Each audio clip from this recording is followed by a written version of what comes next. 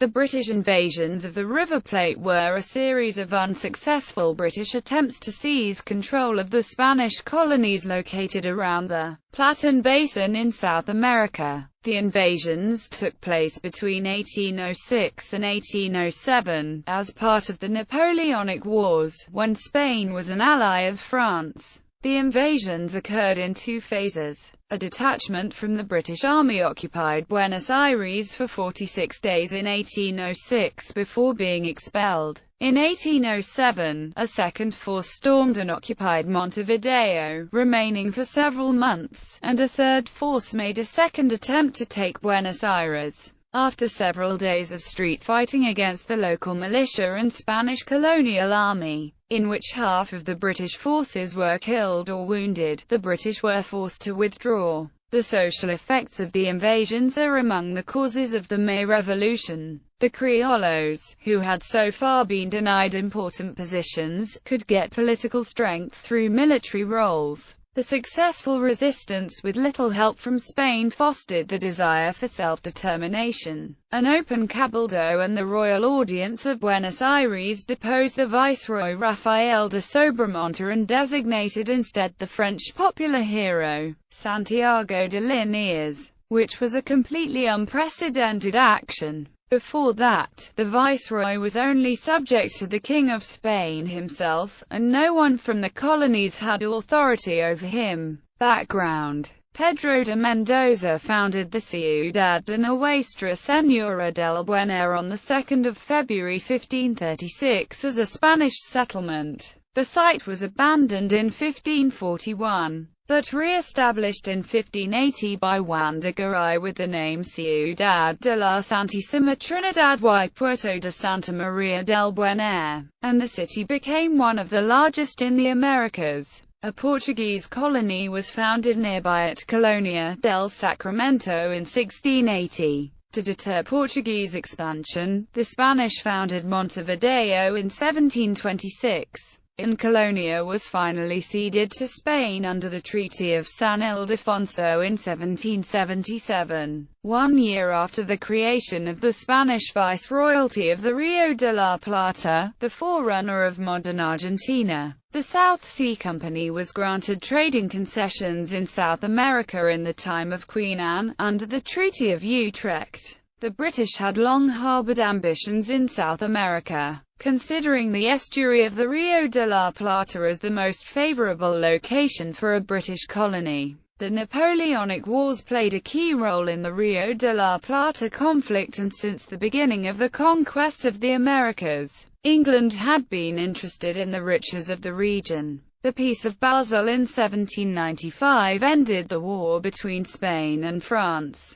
In 1796, by the Second Treaty of San Ildefonso, Spain joined France in its war with Britain, thus giving Britain cause for military action against Spanish colonies. Britain judged it the right moment after the defeat of the Franco-Spanish fleet at the Battle of Trafalgar. This battle forced Spain to reduce to a minimum its naval communications with its American colonies. Historically, Buenos Aires had been relatively neglected by Spain, which sent most of its ships to the more economically important city of Lima. The last time when a significant Spanish military force had arrived in Buenos Aires was in 1784. British interest in the region. There were 6 Anglo Spanish Wars from 1702 to 1783, most of which lasted for several years, and Britain had long harbored interests in taking control of the region from the Spanish before the invasions.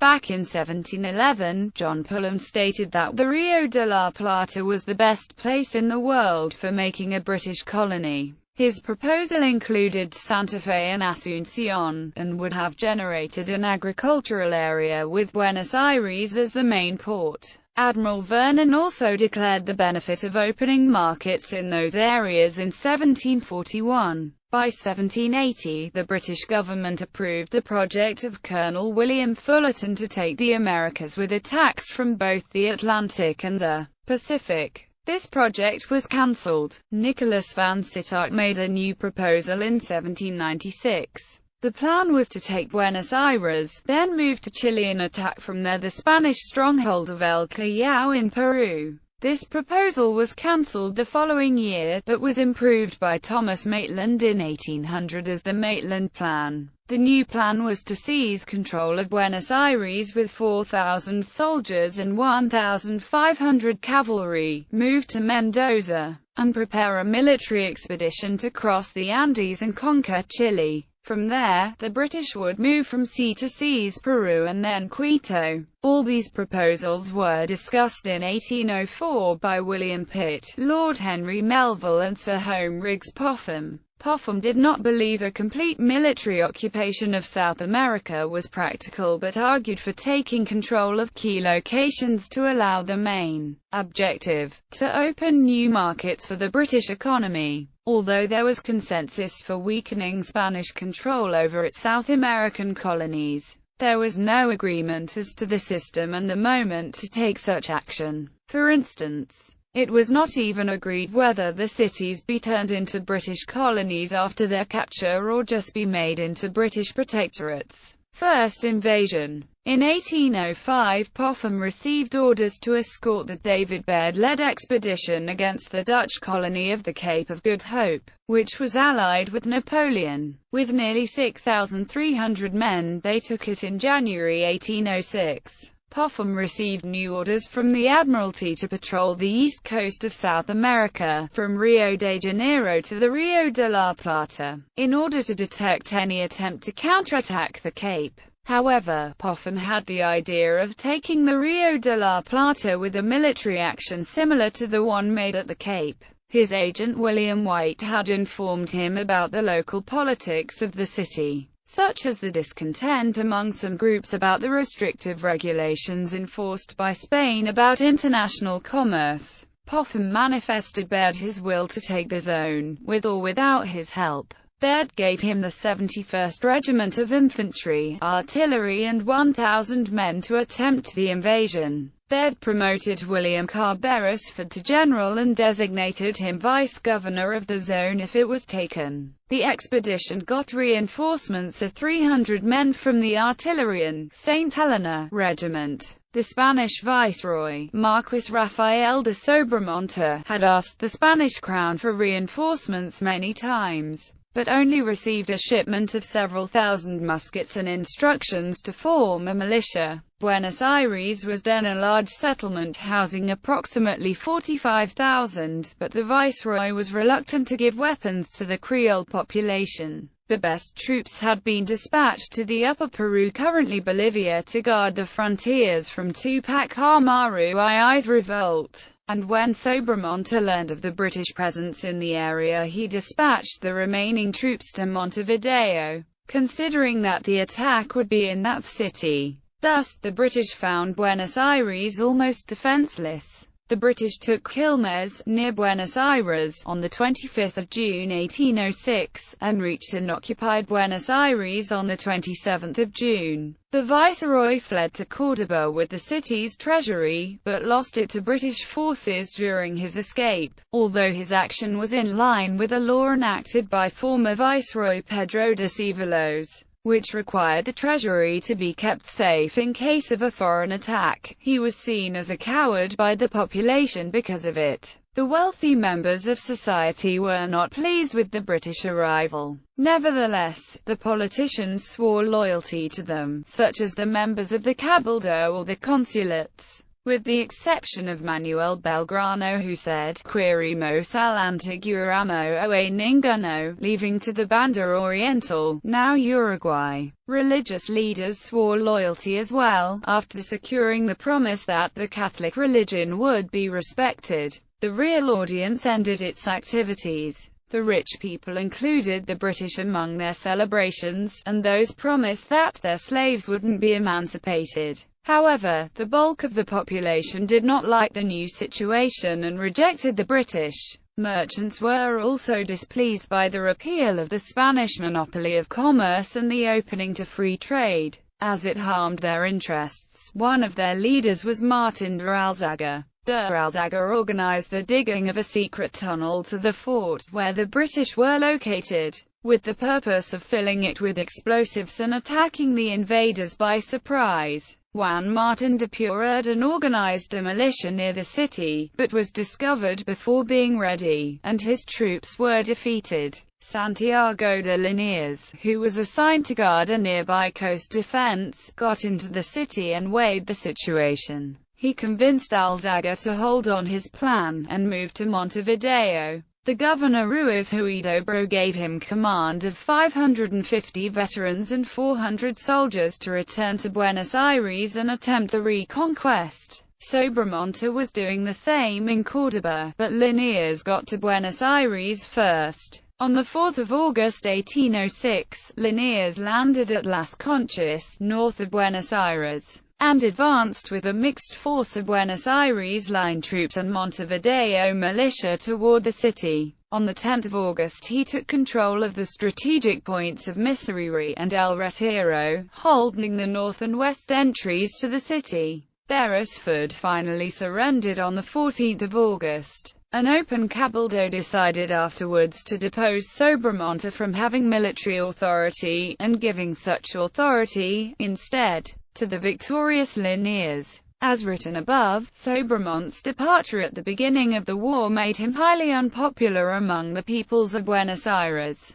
Sobramonte would not return to Buenos Aires, and moved to Montevideo instead. The Open Cabildo also decided to prepare the city against the possibility of a British counterattack. Foreseeing the possibility of a second invasion, militias were formed by the Spanish and Criollos, such as the Patricios, Arribenes, Joses, Pardos and Morenos. The creation of such local forces created concern within the Spanish elite, fearful of an attempt of secession from the Spanish crown. On this first invasion, the 71st Regiment of Foot lost both of its regimental colors during the combat, which are currently held in Argentina. On the second invasion, there was a frustrated attempt to recover both flags. They were retaken by the Buenos Aires militia, and returned to the Santo Domingo convent. Another two banners from the British Royal Navy are also held in the convent.